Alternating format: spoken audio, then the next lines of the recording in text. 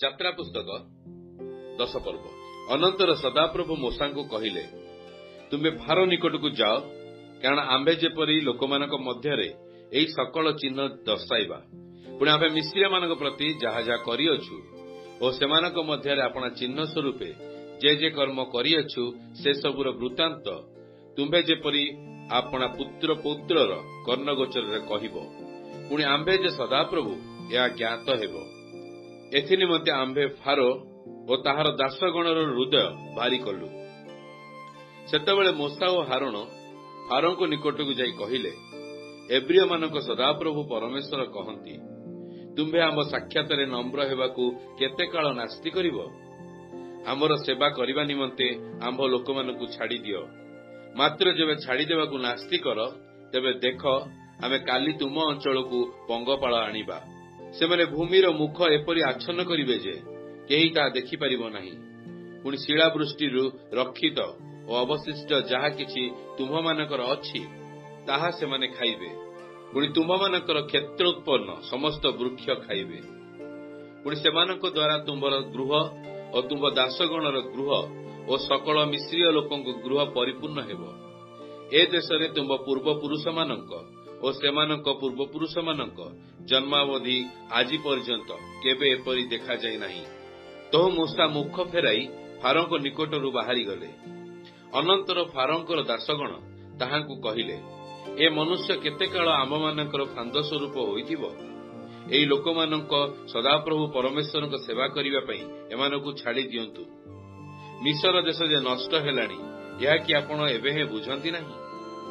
ତେବେ ମୋଶା ଓ ହାରଣ ପୁନର୍ବାର ଫାରୋଙ୍କ ନିକଟକୁ ଅଣାଯାଆନ୍ତେ ସେ ସେମାନଙ୍କୁ କହିଲେ, ଯାଅ, ତୁମ୍ଭମାନଙ୍କ ସଦାପ୍ରଭୁ ପରମେଶ୍ୱରଙ୍କ ସେବା କର। ମାତ୍ର କିଏ କିଏ ଯିବ?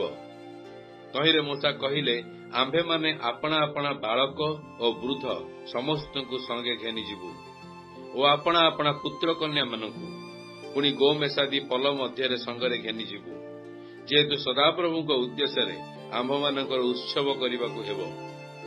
ତେବେ ଫାରୋ ସେମାନଙ୍କୁ କହିଲେ, ହେଉ, ସଦାପ୍ରଭୁ ତୁମ୍ଭମାନଙ୍କର ସହବର୍ତ୍ତୀ ହୁଅନ୍ତୁ। ଆମ୍ଭେ ତ ତୁମ୍ଭମାନଙ୍କୁ ଓ ତୁମ୍ଭମାନଙ୍କ ବାଳକମାନଙ୍କୁ ଛାଡ଼ିଦେବୁ। ସାବଧାନ, ଅମଙ୍ଗଳ ତୁମ୍ଭମାନଙ୍କ ସମ୍ମୁଖରେ ଅଛି। ଏପରି ହେବ ନାହିଁ।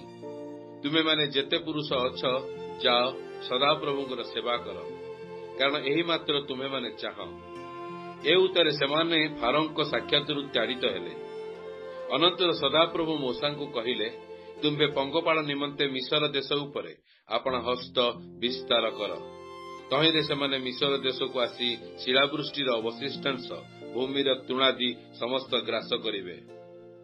ତେଣୁ ମୋଶା ମିଶର ଦେଶ ଉପରେ ଆପଣା ଯଷ୍ଟି ବିସ୍ତାର କରନ୍ତେ ସଦାପ୍ରଭୁ ସେହି ଦିବାରାତ୍ରି ଯାକ ଦେଶରେ ପୂର୍ବାଇ ବାୟୁ ବହାଇଲେ। ପ୍ରଭାତ ହୁଅନ୍ତେ ପୂର୍ବୀୟ ବାୟୁ ଦ୍ୱାରା ପଙ୍ଗପାଳ ଉପସ୍ଥିତ ହେଲେ।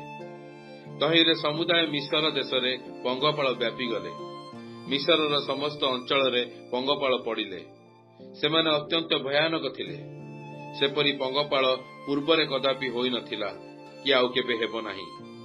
ସେମାନେ ସମୁଦାୟ ଭୂମି ଆଚ୍ଛନ୍ନ କଲେ ଓ ସେମାନଙ୍କ ଦ୍ୱାରା ଦେଶ ଅନ୍ଧକାରବୃତ ହେଲା। ଭୂମିର ଯେ ତୃଣ ଓ ବୃକ୍ଷାଦିର ଯେ ଫଳ ଶିଳାବୃଷ୍ଟିରୁ ରକ୍ଷା ପାଇଥିଲା, ତାହା ସେମାନେ ଖାଇ ପକାଇଲେ। ତହିଁରେ ସମୁଦାୟ ମିଶର ଦେଶରେ କୌଣସି ବୃକ୍ଷ କି କ୍ଷେତ୍ରର ତୃଣାଦି ହରିତ ବର୍ଣ୍ଣ କିଛି ମାତ୍ର ରହିଲା ନାହିଁ। ତହୁ ଫାରୋ ଶୀଘ୍ର ମୋଶା ଓ ହାରଣକୁ ଡକାଇ କହିଲେ, ଆମ୍ଭେ ତୁମ୍ଭମାନଙ୍କ ସଦାପ୍ରଭୁ ପରମେଶ୍ୱରଙ୍କ ଓ ତୁମ୍ଭମାନଙ୍କ ବିରୁଦ୍ଧରେ ପାପ କଲୁ। ବିନୟ କରୁଅଛୁ, କେବଳ ଏଇଥରକ ଆମ୍ଭର ପାପ କ୍ଷମା କରି ଆମ୍ଭ ନିକଟରୁ ଏହି କାଳ ସ୍ୱରୂପକୁ ଦୂର କରିବା ପାଇଁ ଆପଣମାନଙ୍କ ସଦାପ୍ରଭୁ ପରମେଶ୍ୱରଙ୍କ ନିକଟରେ ପ୍ରାର୍ଥନା କର। ତହିଁରେ ସେ ଫାରୋଙ୍କ ନିକଟକୁ ଯାଇ ସଦାପ୍ରଭୁଙ୍କ ନିକଟରେ ପ୍ରାର୍ଥନା କରନ୍ତେ ସଦାପ୍ରଭୁ ପ୍ରବଳ ପଶ୍ଚିମ ବାୟୁ ଫେରାଇ ଦେଶରୁ ପଙ୍ଗପାଳମାନଙ୍କୁ ଉଠାଇ ନେଇ ସୁଫ ସାଗରରେ ନିକ୍ଷେପ କଲେ।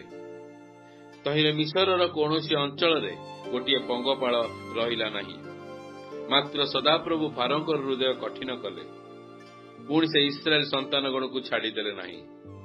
ଆଉ ସଦାପ୍ରଭୁ ମୋଶାଙ୍କୁ କହିଲେ, ତୁମେ ଆକାଶ ଆଡ଼େ ହସ୍ତ ବିସ୍ତାର କର। ତହିଁରେ ମିଶର ଦେଶରେ ଅନ୍ଧକାର ହେବ ଓ ଅନ୍ଧକାର ହେତୁରୁ ଲୋକମାନେ ଦରାଣ୍ଡି ହେବେ। ଅନନ୍ତର ମୂଷା ଆକାଶରେ ହସ୍ତ ବିସ୍ତାର କରନ୍ତେ 3 ଦିନ ପର୍ଯ୍ୟନ୍ତ ମିଶର ଦେଶର ସର୍ବତ୍ର ଏପରି ଗାଢ଼ ଅନ୍ଧକାର ହେଲା ଯେ କେହି ଏକ ଆରେକକୁ ଦେଖିପାରିଲା ନାହିଁ ଓ 3 ଦିନ ପର୍ଯ୍ୟନ୍ତ କେହି ଆପଣା ସ୍ଥାନରୁ ଉଠି ପାରିଲା ନାହିଁ। ମାତ୍ର ଇସ୍ରାଏଲ ସନ୍ତାନଗଣର ସମସ୍ତ ବାସସ୍ଥାନରେ ଆଲୁଅ ଥିଲା। ତେଣୁ ଫାରୋ ମୂଷାଙ୍କୁ ଡକାଇ କହିଲେ, ତୁମେମାନେ ସଦାପ୍ରଭୁଙ୍କ ସେବା କରିବାକୁ ଯାଅ। କେବଳ ତୁମମାନଙ୍କର ଗୋମେଷାଦି ପଲ ଥାନ୍ତୁ। ତୁମମାନଙ୍କ ବାଳକମାନେ ମଧ୍ୟ ତୁମମାନଙ୍କ ସଙ୍ଗରେ ଯାଆନ୍ତୁ। ତହିଁରେ ମୂଷା କହିଲେ, ଆମ୍ଭେମାନେ ଆପଣମାନଙ୍କ ସଦାପ୍ରଭୁ ପରମେଶ୍ୱରଙ୍କ ଉଦ୍ଦେଶ୍ୟରେ ଯେଉଁ ବଳି ହୋମଦ୍ରବ୍ୟ ଉତ୍ସର୍ଗ କରିବା, ତାହା ମଧ୍ୟ ଆମ୍ଭମାନଙ୍କ ହସ୍ତରେ ଆପଣଙ୍କୁ ଦେବାକୁ ହେବ। ଆମ୍ଭମାନଙ୍କ ପଶୁଗଣ ଆମ୍ଭମାନଙ୍କ ସଙ୍ଗରେ ଯିବେ। ଗୋଟିଏ ଖୁରା ହିଁ ଅବଶିଷ୍ଟ ରହିବ ନାହିଁ। କାରଣ ଆମ୍ଭମାନଙ୍କ ସଦାପ୍ରଭୁ ପରମେଶ୍ୱରଙ୍କ ସେବା ନିମନ୍ତେ ସେମାନଙ୍କ ମଧ୍ୟରୁ ବଳି ନେବାକୁ ହେବ। ପୁଣି କି ଦେଇ ସଦାପ୍ରଭୁଙ୍କର ସେବା କରିବାକୁ ହେବ, ତାହା ସେଠାରେ ଉପସ୍ଥିତ ନ ହେଲେ ଆମେମାନେ ଜାଣିପାରିବୁ ନାହିଁ। ମାତ୍ର ସଦାପ୍ରଭୁ ଫାରୋଙ୍କ ହୃଦୟ କଠିନ କଲେ। ପୁଣି ସେ ସେମାନଙ୍କୁ ଛାଡ଼ିଦେବାକୁ ସମ୍ମତ ହେଲେ ନାହିଁ। ଏଣୁ ଫାରୋ ତାଙ୍କୁ କହିଲେ, ଆମ୍ଭ ନିକଟରୁ ଦୂର ହୁଅ। ଆପଣା ବିଷୟରେ ସାବଧାନ ହୁଅ। ଆମ୍ଭର ମୁଖ କେବେ ଦେଖିନାହଁ। ଯେଉଁଦିନ ଆମର ମୁଖ ଦେଖିବ, ସେଇଦିନ ମରିବ। ତହିଁରେ ମୂଷା କହିଲେ, ଆପଣ ଭଲ କହିଲେ। ମୁଁ ଆଉ କେବେ ଆପଣଙ୍କ ମୁଖ ଦେଖିବି ନାହିଁ।